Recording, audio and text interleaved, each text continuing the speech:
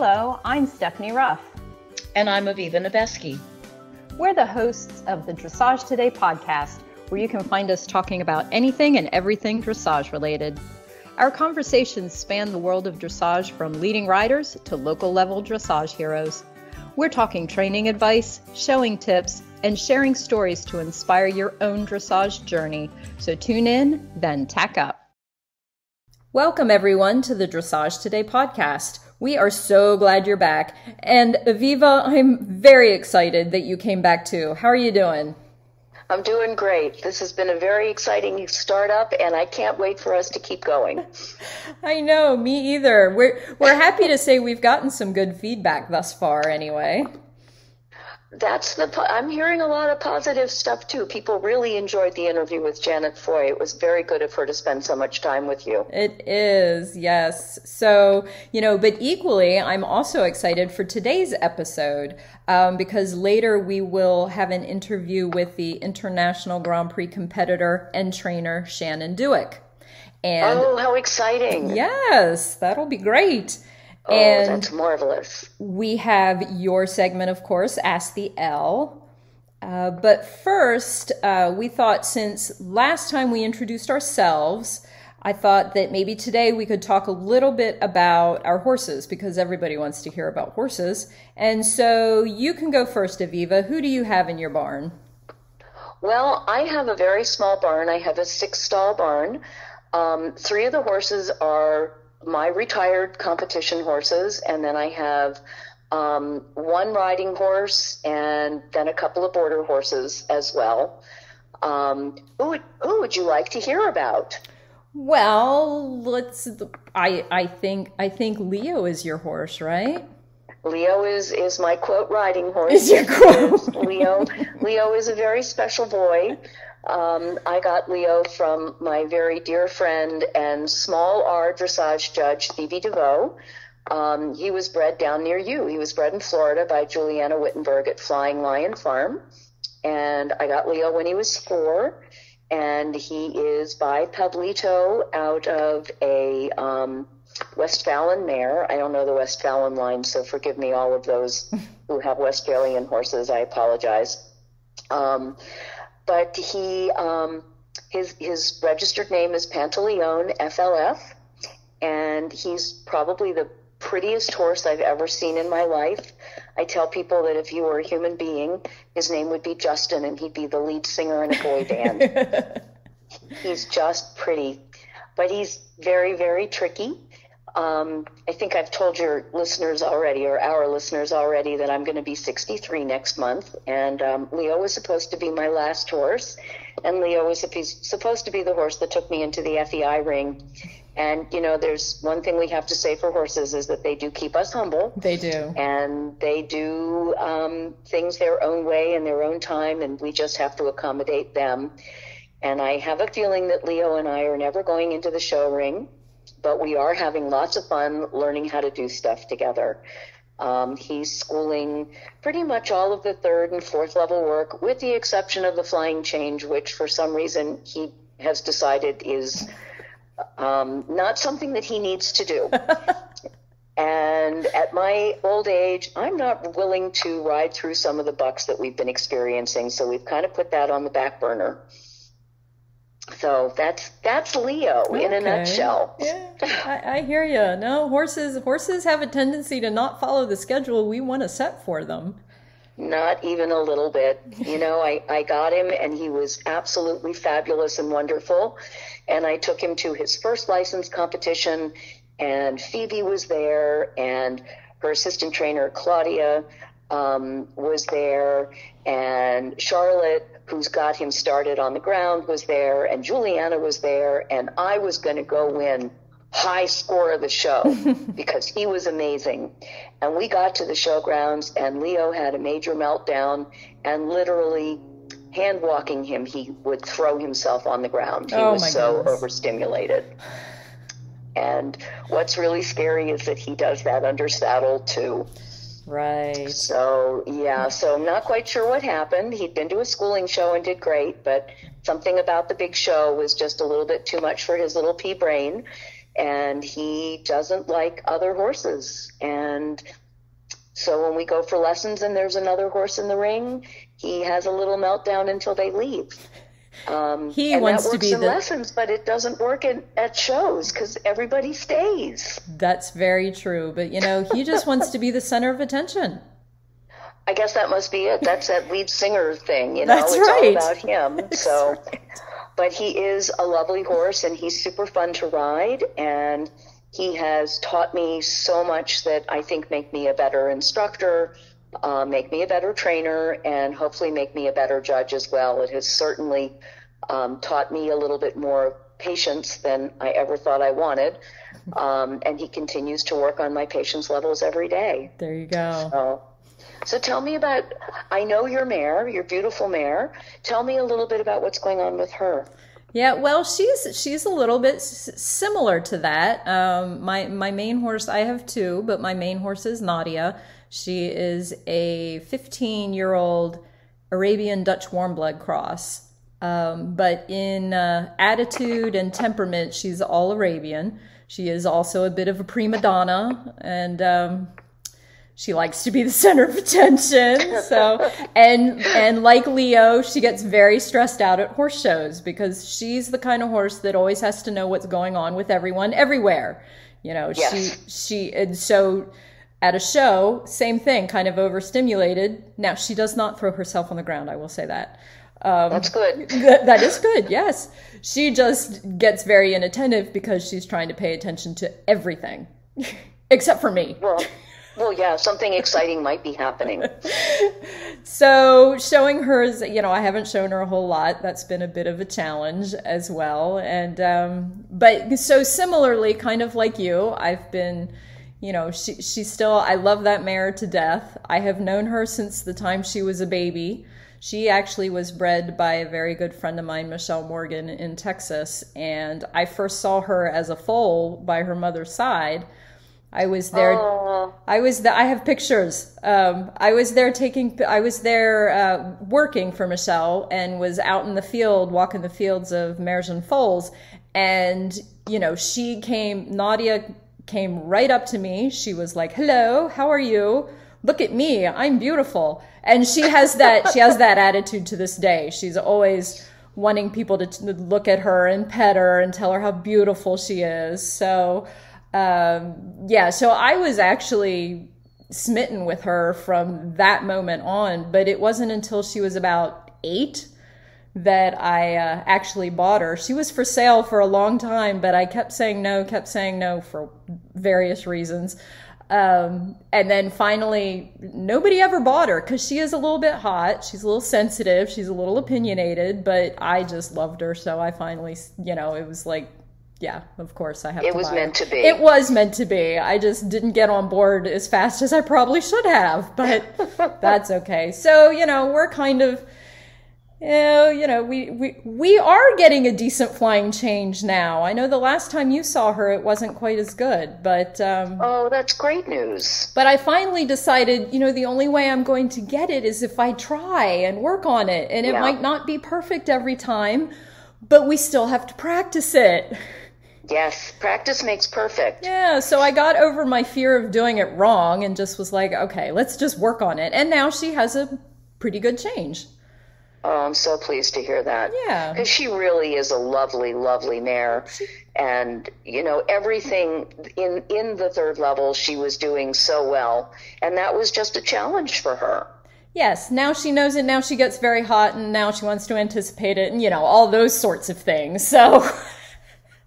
That's okay. Those are once they understand it, then it's a little bit easier to control it. Yes. And you know, it's just that she's happy to know how to do something that's so fun. Exactly. That's right. So yeah, it's an okay problem to have. I'm okay with it. Good. So, and then my other horse is a little 6-year-old purebred Arabian who is very quiet and kind of, you know, she's much quieter than my half Arab, and So funny. And both mares. And they are both mares. I love mares. Well, I'm sure we'll talk about that more, as we go. Well, I think it's ironic because I prefer mares too, and I prefer chestnut mares, and I don't have a single mare in my barn. Well, there you go. You just need to go find a mare. That's what needs to happen. Yeah. But she's probably going to be kind of more of a pleasure horse. She's not in a hurry to go anywhere. She's sort of a stop and smell the roses kind of girl. She's also very pretty and likes to be told that, and she's very personable. So she's a good girl. She just is kind of, so right now she's just sort of going out on the trails and kind of learning how to just do your basic things. But so we'll see what happens with her. But she's a good girl. She's just probably not, dressage is not really her thing though, I can tell. Although it does improve absolutely everything else that she might do. You are very correct in that aspect. So yes. What does she want to do? I think she wants to trail ride. Okay. Well, many years ago, I was interviewed for the Washington Post about dressage and why it was perceived as such an elitist sport and what it really is. And we talked about the fact that, dressage is good for everything, even trail horses, because you need to be able to have a horse that moves off your leg so that you can get around a tree that's in your way or to open a gate. That's exactly right. So, and you need horses that are on your aids, that can be straight or that can be crooked, that listen to you when you know there's something going on. So don't write her off yet as far as a dressage mount. No, I won't. But she's happy out on the trail, and I'm a believer in doing what makes the horse happy, and not forcing them into a discipline that they aren't happy in. So we'll see what she does, but. So hopefully as time goes by, we can share some stories and updates of our riding adventures with our horses and because I'm sure there are many people out there that go through the same struggles that we do. Oh yeah. I mean, I'm considered a professional because I teach, but I consider myself an adult amateur when it comes to riding. When you start when you're as old as I was, you just never have the years in the saddle and the years of experience that somebody who started with as a kid does. Right. So I may have really studied dressage, but that doesn't mean it's come easily for me.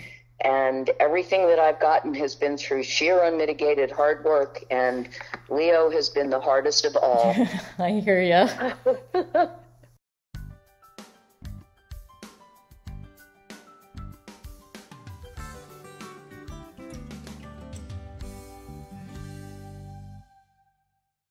Last month, we premiered our new segment, Ask the L, where Aviva is going to give some tips and insider advice, and we have already received some great feedback from it, and we have a list of questions that our listeners want to have answered.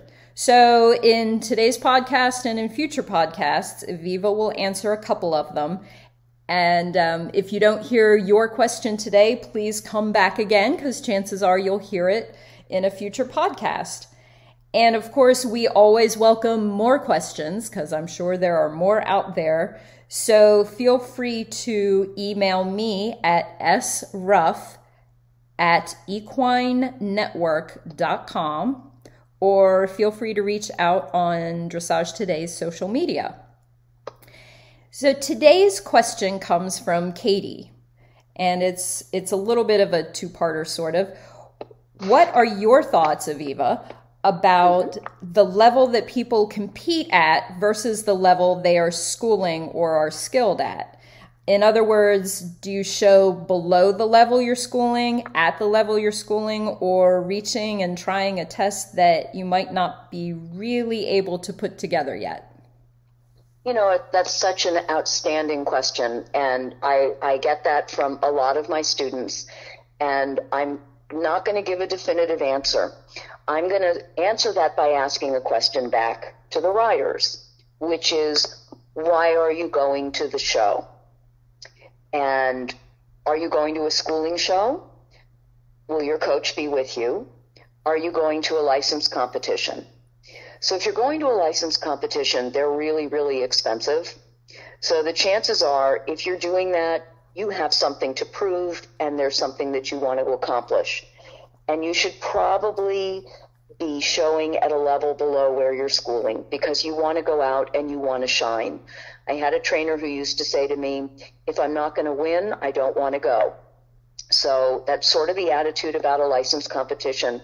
You want to go out and you want to be competitive. You want to do well. You want to be in the ribbons. You want people to say, wow, that horse is awesome. It's a perfect first level horse. It's a perfect training level horse. Whatever level it is, it's a perfect horse for that level. I remember sitting with S. Judge Ken Barbosa one year, scribing for her, and a horse came in and wrote a second level test and got a huge score. And at the end of the test, Kim turned to me and she said, that was such a joy to judge. That horse was a perfect second level horse. That horse wasn't struggling to do any of the movements, and that horse wasn't quite ready to go on to third level. It was just where it needed to be. So I think about that when I think about going out to license competition. Unless you have a lot of money to burn, because we all know how expensive showing is now. Unless you have a lot of money to burn, you're probably better off going out with the intention of winning. On the other hand, if you're going to a schooling show, the operative word in schooling show is, to me, is schooling. So if you don't have a flying change and you go out to show third level, you're sort of setting yourself up to fail. You know, we all know that, right? Because you got to have a flying change at third level. On the other hand, if you know you don't have a flying change, but you think you've got everything else at third level, you think you've got the half passes, you think you've got the level of collection, you think you've got the difference between a medium and extended gait, and you just want some feedback from a judge that you respect, then for $25 or $30 to go out and ride a third level test, knowing that you're going to get killed on the flying change movement, maybe that's appropriate. Depends on what you're looking for. If you're working at something at home and you're having a difficult time with it, you know you're going to have a difficult time in the show ring. I usually tell my students that whatever you're doing at home, you're probably only going to get about 50% of that in the show ring. So if you want to know what the 50% is that you're going to lose, sometimes it's not a bad idea to go out and say you're schooling first level. Go out and show a first level test. What's going to fall apart? Is it going to be the throughness? Is it going to be the suppleness? Is it going to be your transitions from the working to the lengthened gaits? Is the leg yield going to be the thing that falls apart for you? This is a great way for you to figure out what you're still really struggling with that you need to understand better, and your horse does as well. So my long answer is ask yourself why you're going to the show, and then pick the level which is going to best give you those answers. If you're all about the ribbons, and there is absolutely nothing with that, and you're schooling second level at home, but you really like those blue ribbons and you really like those high score awards, go out and show some training level and really shine and feel good about yourself and feel good about your horse and get those ribbons and go home and be excited about it, and maybe next time push yourself a little bit harder and try first level. So hopefully that answers your question, Katie. And hopefully that answers the question that I know so many other riders have about where do you show? Well, that's really great insight and advice, Aviva. I've been known to do a little of all of that, and I kind of have followed exactly that advice. When I was showing it at the higher license shows and that sort of thing, I was definitely showing below where I was schooling, so that because you do want to do well. But yes, I've stretched it, and you've seen it. I've stretched it a little bit doing schooling opportunities because I wanted the feedback and how to improve on where I'm at. So that is excellent advice. And the other thing to remember is that most of the judges out there want to see you be successful. Yeah. And if you go to a schooling show and you're really stretching, most judges are not going to say to you, you have no business being at this level. They're going to say, There are certainly some challenges for you at this level. This is a stretch for you and your horse. Most judges aren't going to be mean. And if you are able to talk to the judge after the test and you're able to say, I know I'm not really ready to be at this level, but I just wanted to get a feel for how the test flowed and where I was good and where I needed work, the judge is really going to want to support you and help you because, you know, we're all so nervous when we go in the show ring, and it's hard to remember that judges, we're all competitors too. And most judges really do want to see you succeed. So remember that the judge is your ally, not your enemy. That is also important advice. Thank you. You're welcome. And I have to remind myself of that as well when I go down center line. Yep. Because, you know, the thing about riding is there's so much ego that's involved. But everyone has had a bad day. Everyone has a story. You know, my very first show ever, my horse didn't step out of the arena. My horse was not even in the arena yet and went through the entire chain and took out the arena before the whistle blew. Nice. So, you know, we've all been there. We've all had embarrassing moments. And what one judge said to me after a particularly horrific schooling show, first level test, was, you know what? Turn the clock back and then move it forward again and just forget that this ever happened and move forward from here because the next time is going to be better. That is good advice. Yes. So we look forward to in our next podcast having even more great advice from you. Oh, thank you. Remember, it's just my advice. Your trainer might not agree, but this is my opinion, and that's why you're paying me the big bucks to be here, right, Stephanie? That's right. That's exactly right. Well, I did see we got some wonderful, wonderful questions, and I've been thinking a little bit about everybody's questions, and I have answers for everyone, so I'm looking forward to our next chapter. Yeah, so next time everyone will have to tune in and see what you talk about next. Sounds good. So we're going to take a quick break, but when we return, we will have an interview with International Grand Prix competitor and trainer Shannon Dueck. Smart packs are a simple, foolproof way to make sure your horse always gets the right supplements. All you have to do is choose the supplements that your horse needs, and SmartPak will pack them in convenient, customized daily doses that make feeding time fast and easy. And SmartPaks aren't just easier for you, they're better for your horse too, because they come in pre-measured doses, are clearly labeled, and sealed for freshness. There's never any doubt that your horse is getting the absolute best. Smart packs are not only better for your horse, but also better for the environment. Unlike most buckets, Smart packs are made from 100% recycled PET plastics and can be recycled again.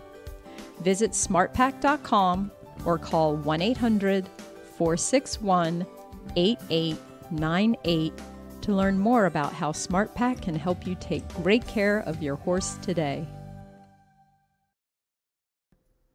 Born in Austin, Texas, Shannon Dueck grew up outside of Vancouver, Canada. Her mother, Jacqueline Oldham, was an S judge in both Canada and the U.S. and instilled in Shannon a love and knowledge of classical dressage from an early age. She furthered her education with a bachelor's degree in animal science at the University of British Columbia and a master's degree in equine nutrition and exercise physiology from Texas A&amp. After competing through the intermediate level of eventing, Shannon turned her focus exclusively to dressage. She trained her first real dressage star, Korona, from the beginning. The partnership competed successfully at the Grand Prix level for many years and won an individual silver medal at the Pan Am Games in 1999. Shannon has trained many horses and riders through the FEI levels and is currently bringing along several young prospects. When she can, she travels to England to train with Olympic gold medalist Carl Hester, and currently she and her husband live full-time in Wellington, Florida. First of all, Shannon, thank you so much for joining us today on the Dressage Today podcast. I just wanted I'm very pleased to be here. Thanks. It's really fun for me to do this. Well, it's fun for us as well. It's always wonderful to talk to so many fantastic people. Yeah. My first question for you is a simple one, certainly. How did you get involved in horses and in dressage? Well, I was really lucky. My mom, well, first of all, my grandpa had horses in Alberta, and I think they did like saddlebreds, and they had those massive show saddles, and he had these beautiful Palomino saddlebreds. My mom grew up riding on ranches in Alberta, Canada. We're all Canadian.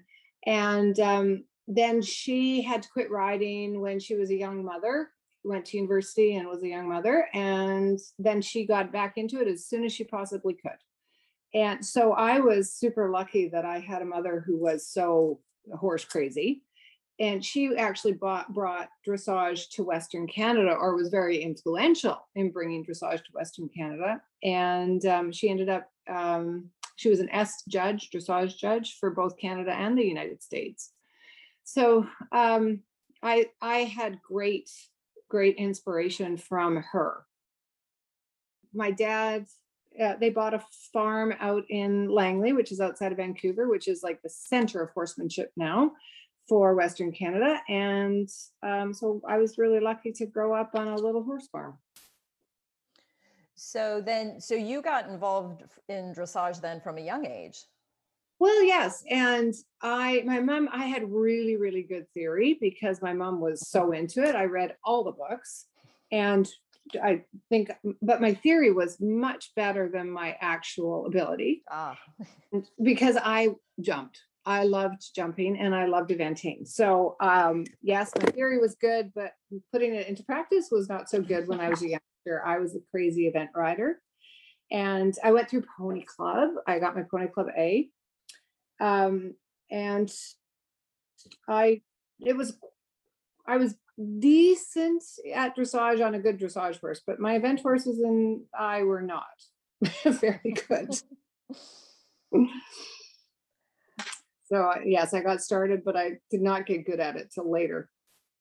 Well, and so obviously your mother was a huge influence on you, but then as you got more and more into the dressage, did you have other mentors or other people that were a large influence on you?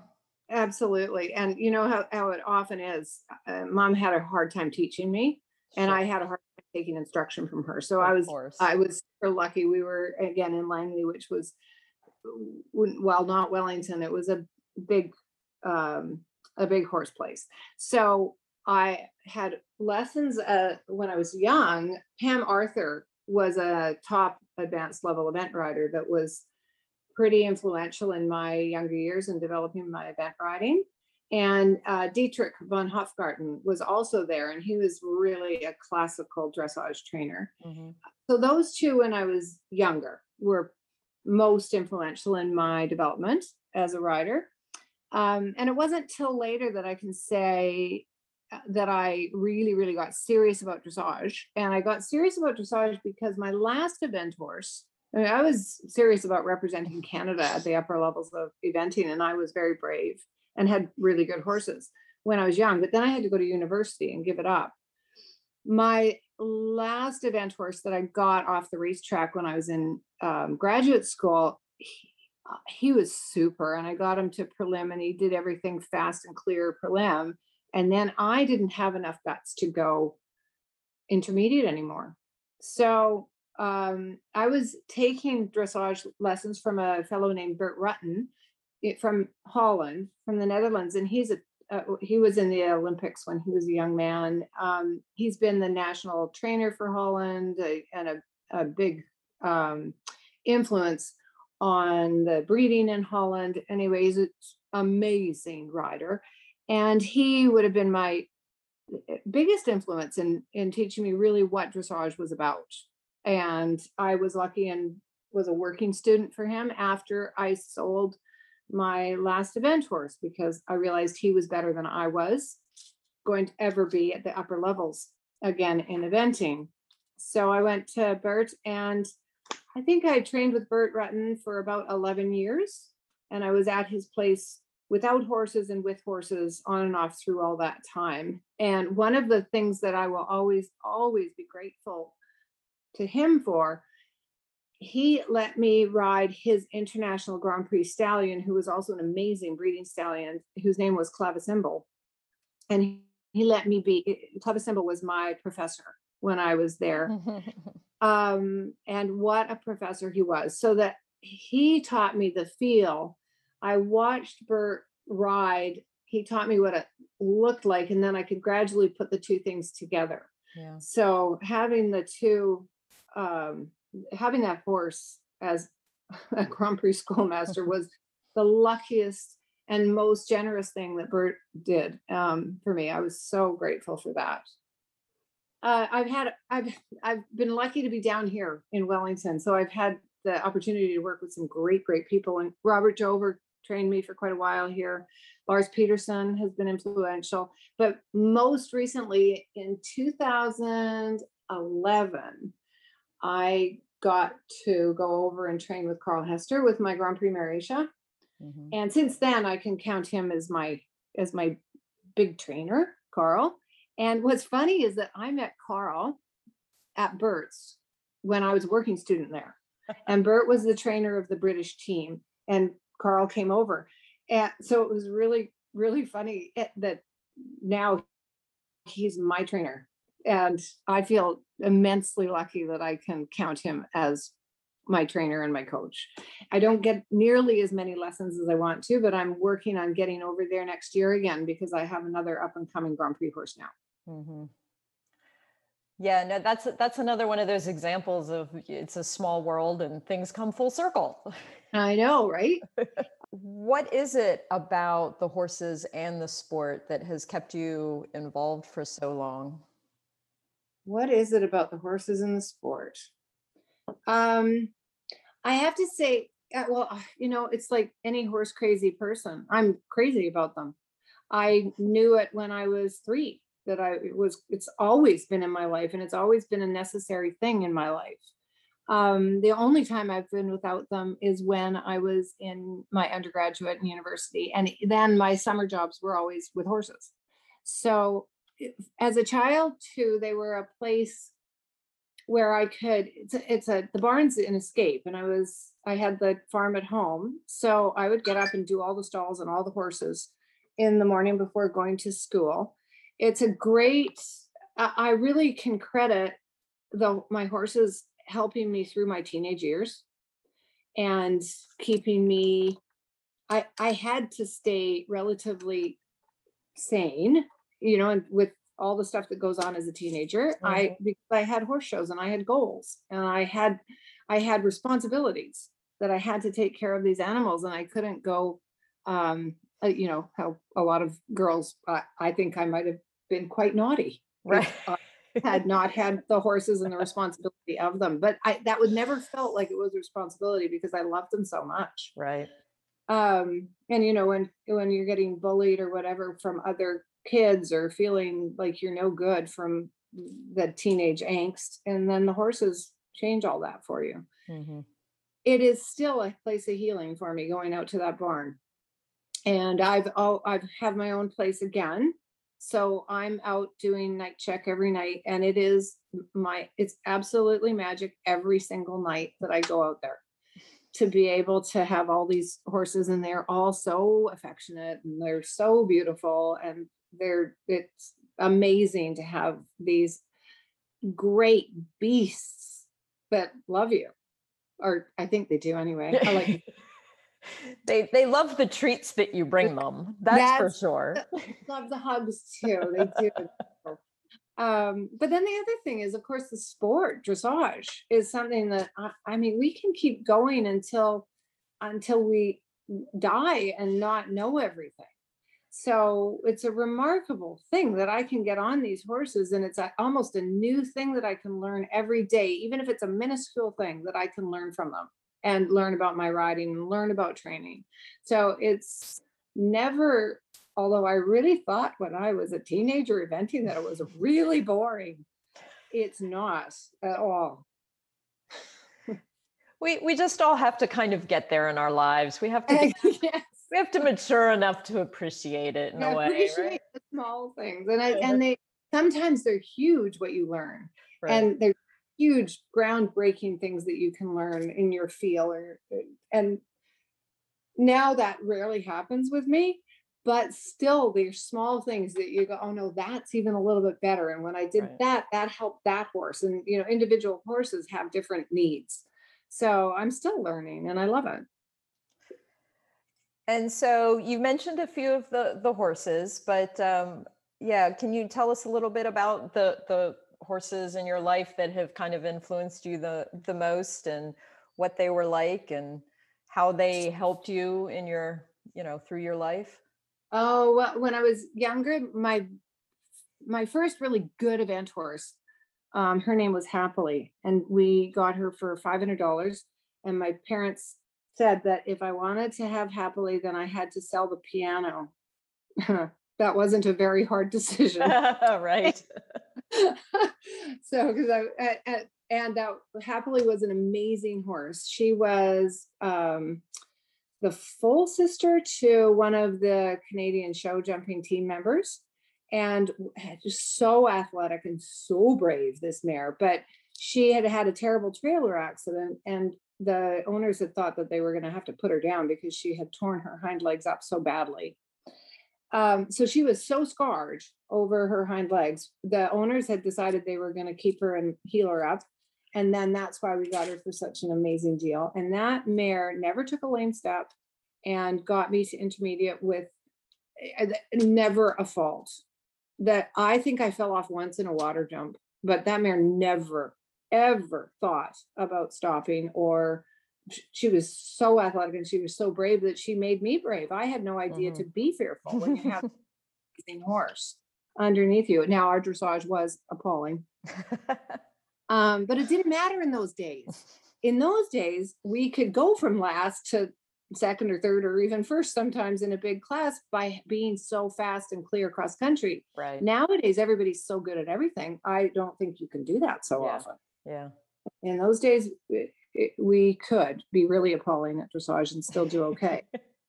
So she was probably my best event horse that I had. But the second one I got off the racetrack, he was off the quarter horse track in Texas when I was doing my grad work. Didn't look like a quarter horse at all. He was 16.3, looked like a thoroughbred. And so he obviously didn't do well on the quarter horse racetrack. Right. So I got him, and he's the one that opened the door to dressage for me, because he's the one who, again, was so brave cross country. And I learned that I could no longer do intermediate. I walked the first intermediate course and went the double corners was so big. And I said, I'm going to start riding you badly.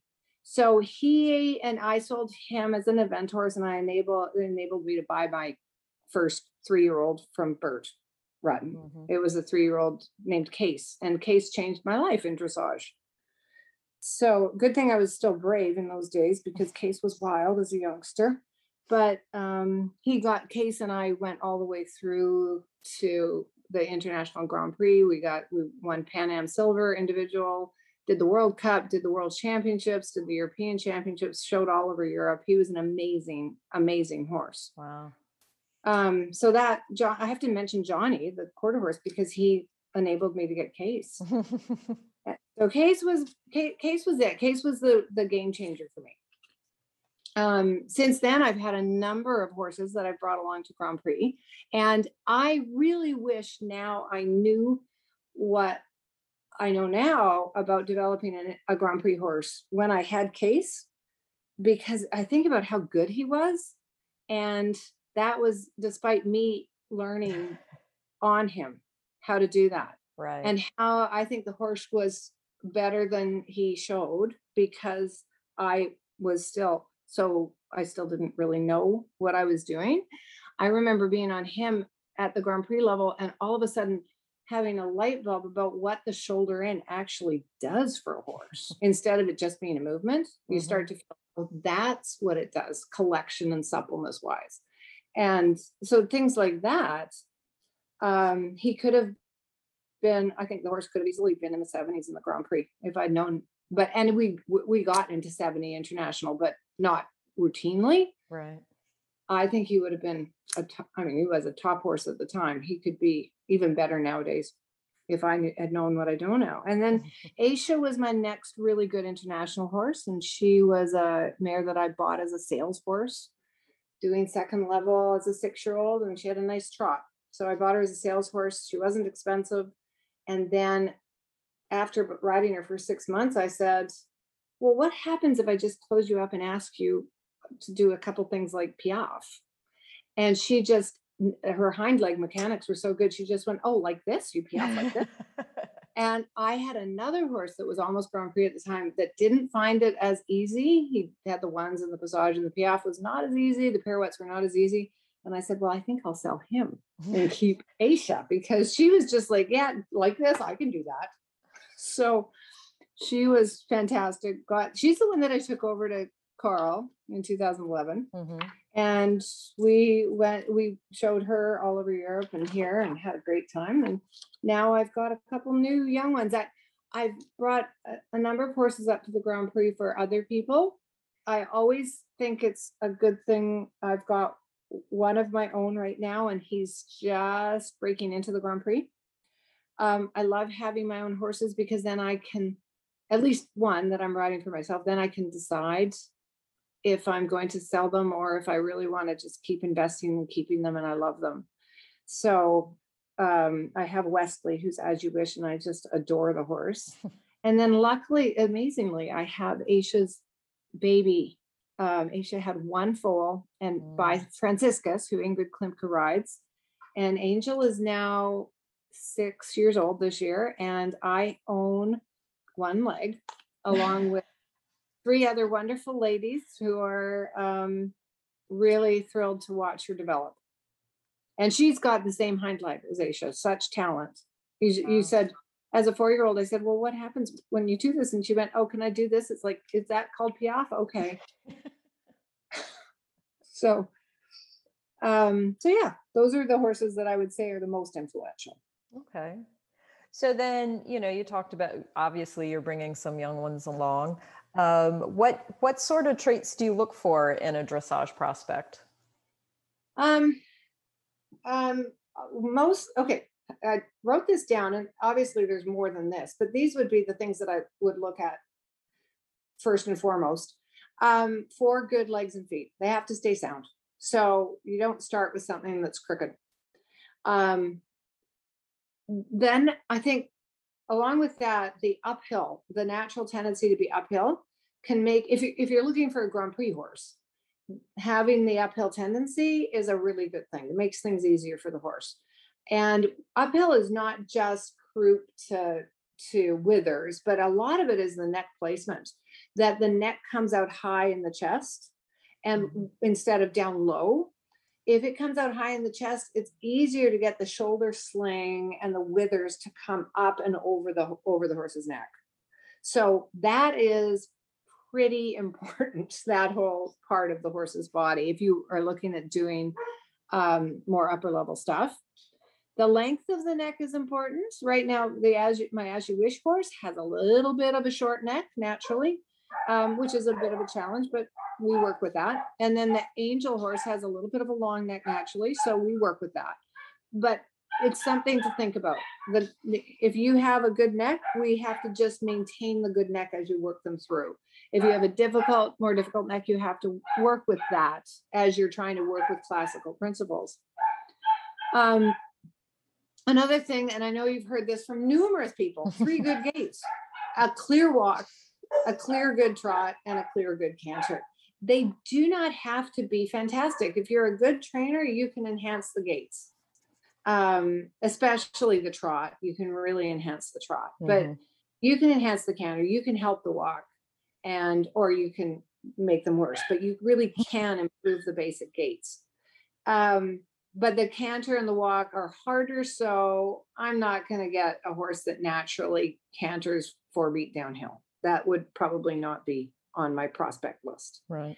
And then temperament is also getting important.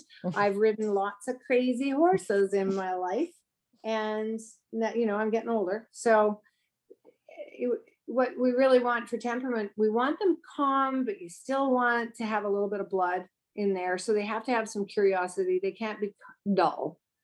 And then, a lot of horses, we need them to have a work ethic. We can instill a work ethic with really good training, but it's nice when they actually want to be out there playing with you in the sandbox, because they have to do a lot of 20-meter circles. Have you seen much of a change in the horses and riders over the years that you've been doing this? Oh, yes, definitely. I think that, well, we all know the horses have got much more modern in type. Yeah. I see a lot of heavier type horses though out there now again. I think that pendulum is swinging back into normal. Things got really, really refined, really spider leggy, where the legs are flinging around all over the place. And I think we've come back from that to straighter, more controlled movement that is still spectacular. It's just not quite as wild and flingy.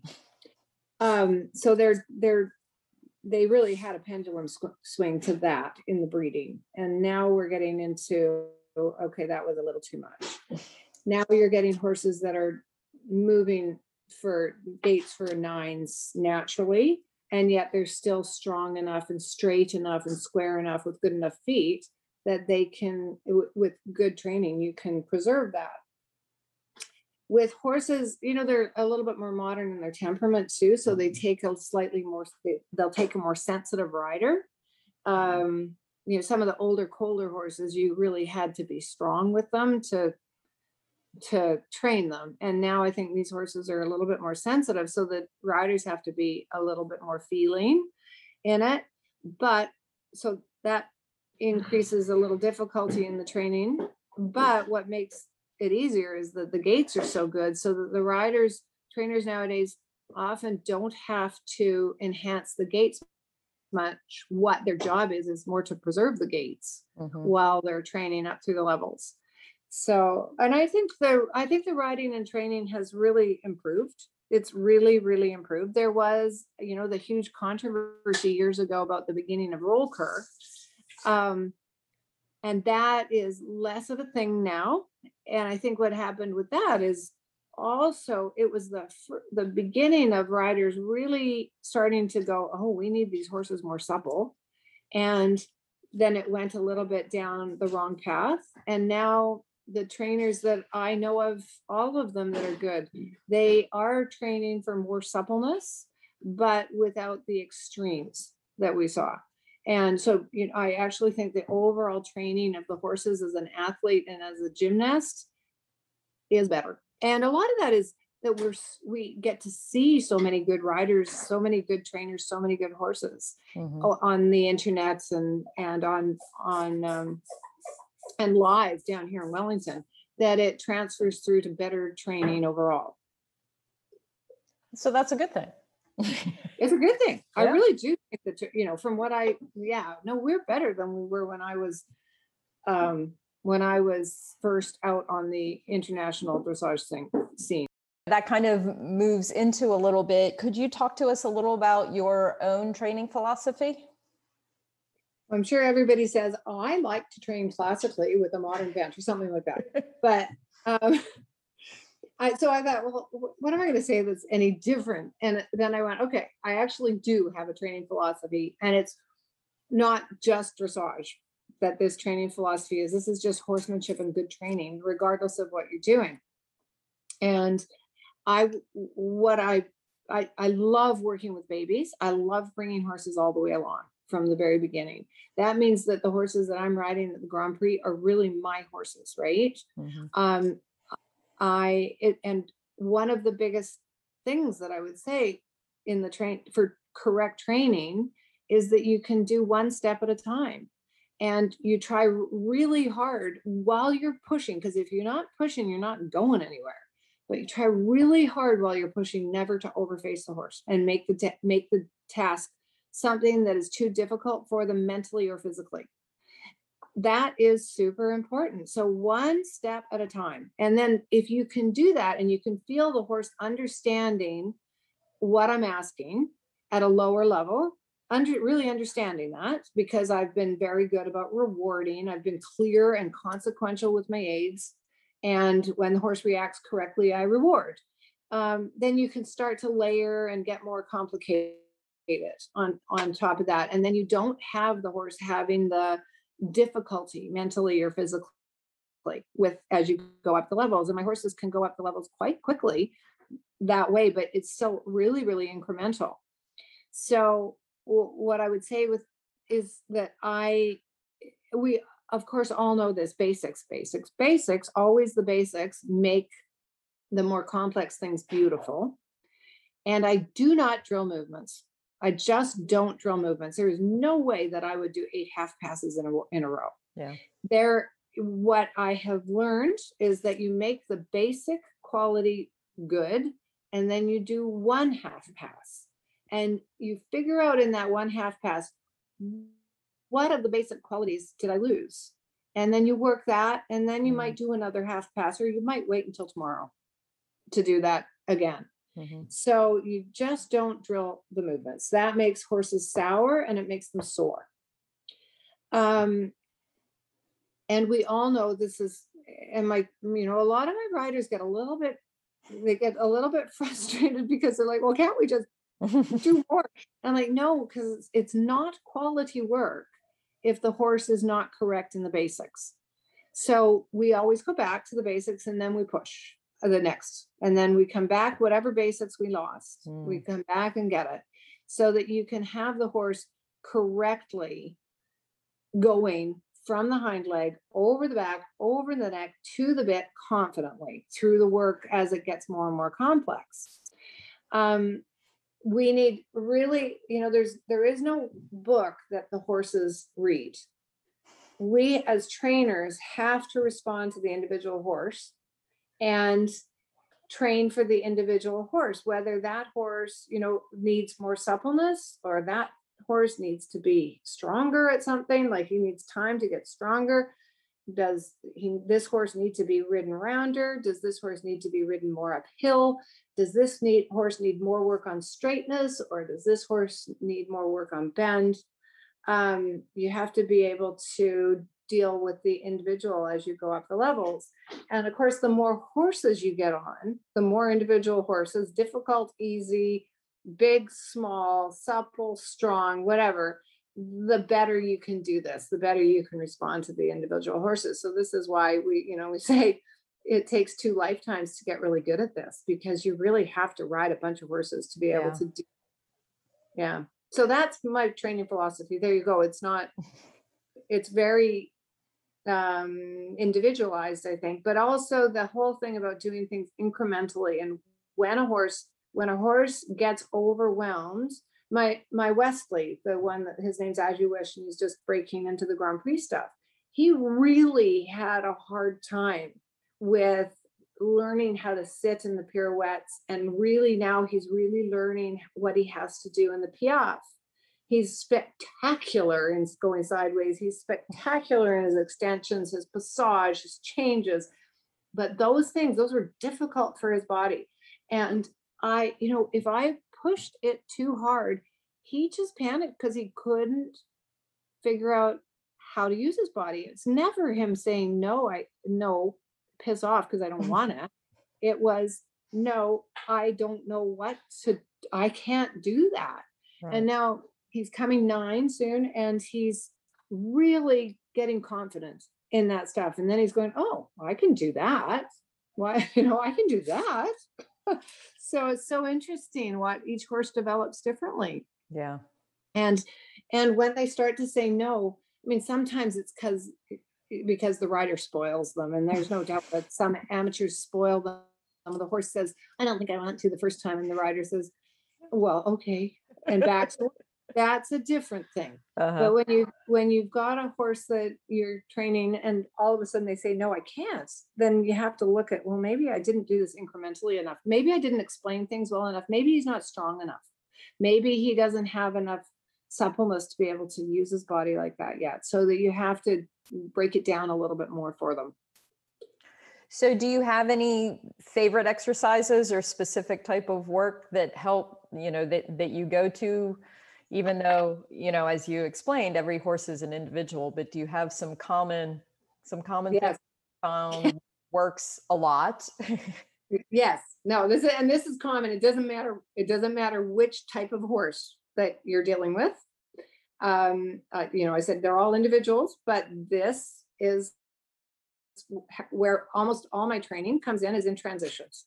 So you said a favorite exercise, and I went, a favorite exercise. This how I do transitions totally depends on the individual, but transitions is where we develop almost all of our horses' rideability and strength and confidence and the ability to really ride the horse from the hind leg to the bit and be able to recycle it in front is riding the transitions. And so what we first do, when they're young, is we have to be clear and separate the hand and leg. They have to be prompt to go from your leg, and they have to be prompt to whoa from your hand. Like, that's just, that promptness and that understanding is a precursor to anything. In particular, the go, and not that, then you have to have the trainer or the rider be good about not using much leg, and using leg, when they use leg, actually having it mean something, and having it always mean something, instead of just, be there and be a girth on the horse. So that's super important. Once you have whoa and go, then you start to work on, and once you have whoa and go, means you can always do a prompt transition. If you cannot do a prompt transition, then you're not going to do a good transition, and your transitions are not going to work for you. But if you can do prompt, then we always do what I call a developing transition, meaning that you're trying to develop quality through the transitions. And we can work on the transitions with the horses to develop their suppleness, their strength, and better balance. And that's dressage. That's developing the horse athlete. All transitions count towards this exercise. And that means, it can walk, halt, walk counts. If you do them well and you train the horse how to step forward supple, promptly, over the back, and in balance, you've just scored, and you're just training this horse positively. Walk, halt, walk. That's between the gaits. That's an example of a transition between the gaits. But transitions between collected trot to medium trot to collected trot, same idea. Transitions within the exercise. So you're doing a shoulder in, and you're going, well, the horse is not quite through enough, and I can't quite balance him well enough. So then do a trot, walk, trot within the shoulder in.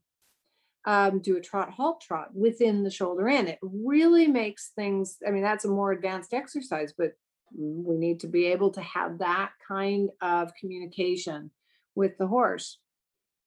These transitions, they really test how rideable your horse is, how they're letting the aids through their body.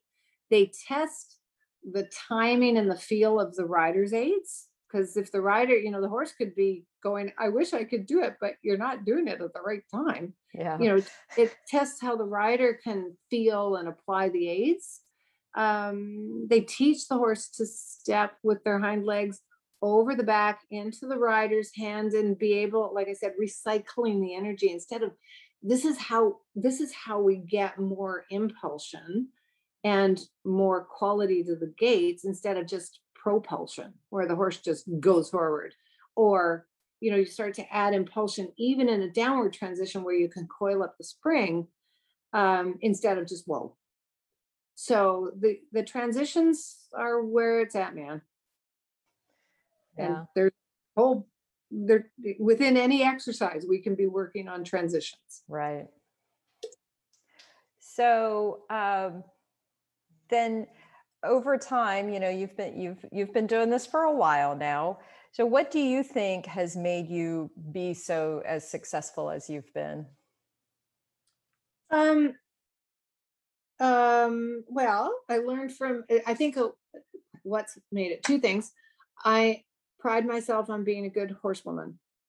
I learned it's all about reading the individual horse, being able to deal with the individual horse and manage the individual horse. So I learned from an early age how important horsemanship and the management is. Like I said before, I'm a Pony Club A, and that is not just about riding. That is so much. It is, you have to do it really, really, really well. Yep. My mom was an amazing horsewoman. She learned from so many of the, I mean, she was a dressage person, obviously, but she also learned in her younger days from Ray Hunt and amazing horsemen in other disciplines. So she taught me so much about being a horse person. And I would say the other thing that has led me to be successful is that I learned how hard you have to work from a young age. I was lucky to live on a farm, but I was up early in the morning, feeding, mucking out, turning out horses, managing those horses. Nobody took care of the horses. I did. I do not know one successful rider, and not one successful rider who is also not a hard worker. I don't know one successful rider, trainer out there that is not also a very good horseman or horsewoman. Mm-hmm. So I don't think there's such a thing as somebody who's a really good, successful rider who just gets handed the reins. So what I'm saying here is it's not just about having the finances to be able to do it. That's for sure. I know that for sure. It's horsemanship and hard work. And then, hopefully a little bit of talent in there. You have to have some talent. There's no getting around that. And so horses are obviously the vast majority of your life, but is there something else that you enjoy, or what's something that people might not know about you that you'd be willing to share? Well, probably anybody who's been on Facebook probably already knows this about me, but if not, I love to travel. Lucky enough that I've been a lot of places with horses around the world, but when you're with the horse, and whenever I travel around the world with my horse, I am the groom. I'm the one who flies with them. I'm the one who grooms them. I'm with them 24/7. So I don't really get to see a lot of the rest of the world. And traveling in the back of a truck from Holland to Spain as, with your horse when they're chewing and dropping hay and water all over you. Mm-hmm. That's how I saw a lot of the world, but I love to travel. And now I'm making it very important that we get out, my husband and I get out and see the world and see interesting places. I want to go to all 7 continents before I get too old to be able to be an adventure traveler. We love to just go someplace, stay there and walk, wander, drive. We don't do tours or anything like that. We just love to see the world. So that's the other thing that I adore. Do you have a favorite place so far that you've been? That's a hard one to say. We've been to every different part of Italy. We've been there 7 times, and just like I said, we don't want to travel all over. We want to go to a place and then feel a little bit like a local. So Italy's, I could say that. Great Britain, I love, but there's other places. I've been to Africa and it's amazing. It's just amazing. So like I said, it's hard to say what's my favorite. There's so many. This past year has been hard for you then, huh? Oh, so hard. And this year again, we had plans to go when we had to cancel our trips last year. I had plans to go to Britain this spring because the good time for me to travel is right after season. Sure. And I had to just cancel them because of COVID's not getting very fast. Yeah. But now I'm in the midst of planning a driving trip up the west coast of the United States. And I'm so excited about that, just learning about the little places to go and the amazing scenery. So we're going to stay in the United States this time. So that's a good thing. One good thing about COVID, right? That we get to see more about where I live. Yeah. And there are certainly some beautiful places to visit here as well. Yeah. Yes. Many. And they get forgotten. So that's so good. That's the benefit. Good. What has been the hardest part of this sport for you? For me, the hardest part of this sport, and I think there'll be a lot of people that will agree with me. It wasn't talent, and I had that, and it wasn't hard work. I worked really hard. It was the financial aspect. Choosing to do horses at a high level has it's very, very expensive, as we all know. So coming from not from family money and not from, I've always been a little bit envious of people who had amazing sponsors, but I'm 58 now. I'm good with that. The financial aspect was the hardest thing for me. And I was lucky enough. One of the things I did is go back to university and get a master's degree, because I had decided it was too hard to ride as a professional and live and eat at the same time. So I went back and did my graduate work and got work as a university professor, actually. And then I got good enough to make a living as a professional. And making a living, though, is still a different thing than affording to go over to Europe and compete over and all of that. Like trying to fly a horse over to Europe is outrageously expensive. So I was lucky to get married to a husband who said, "Oh, honey, what you can just spend all your money on flying your horses over to Europe." And we did without, like, we didn't get our first little old abandoned house until we were almost 40 years old, 42. Yeah. So we did without a lot in order for me to pursue this silly ambition of mine. And then, of course, now I'm really lucky and really grateful to the sponsors who helped me keep my horses going. Like, I have a bunch of very nice, wonderful corporate sponsors like Smart Pack and CU at X and Hygiene Feeds. I don't know if I want to mention them all. I don't know if you want me to mention them all, but they're a lifesaver. They enable me to keep my horses. They enable me to keep my horses really well managed and really well taken care of. And that is not an easy task. And I know a lot of people will be feeling the same way. Oh, yeah, definitely. I mean, yeah, it's expensive on any level, really. Yeah. No, we didn't pick Yeah. There are cheaper ways to spend, other ways to spend your money. That's for sure. Exactly. So I'm really forever grateful to have been brought up on a family farm. It was not fancy, but I had my horses in my backyard. And then now that I managed to get this done, and I'm still doing it, and we're not retiring anytime soon. Right. So we still have to work pretty hard. Yeah. Make this happen, but it is a labor of love, and I wouldn't change it. Sure. Well, I think that's a common thread among horse people. Yeah.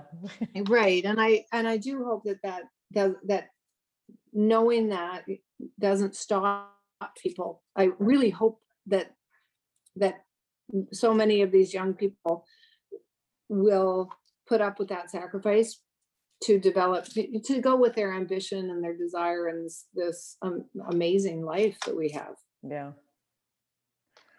Well, I do want to thank you for taking some time today to talk with us. It's been an absolute pleasure to get to know you a little bit better and hear some of your stories.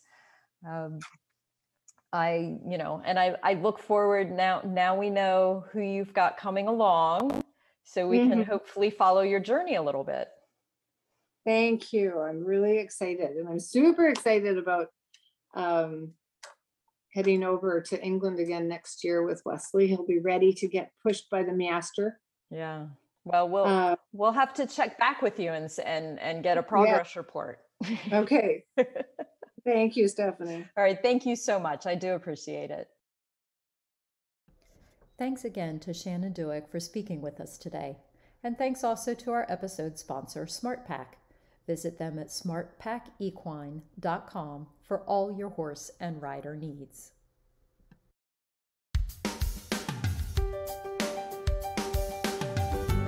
Thanks for listening to the Dressage Today podcast.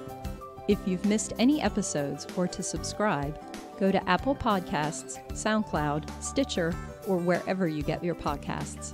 While you're there, please rate and review the show. Learn more and read in-depth training articles at dressagetoday.com, or you can visit our subscription video site, ondemand.dressagetoday.com. Be sure to give us a follow on Facebook, Instagram, Twitter, and Pinterest. Happy riding, and we'll see you at X. The Dressage Today podcast is a production of the Equine Podcast Network, an entity of Equine Network, LLC.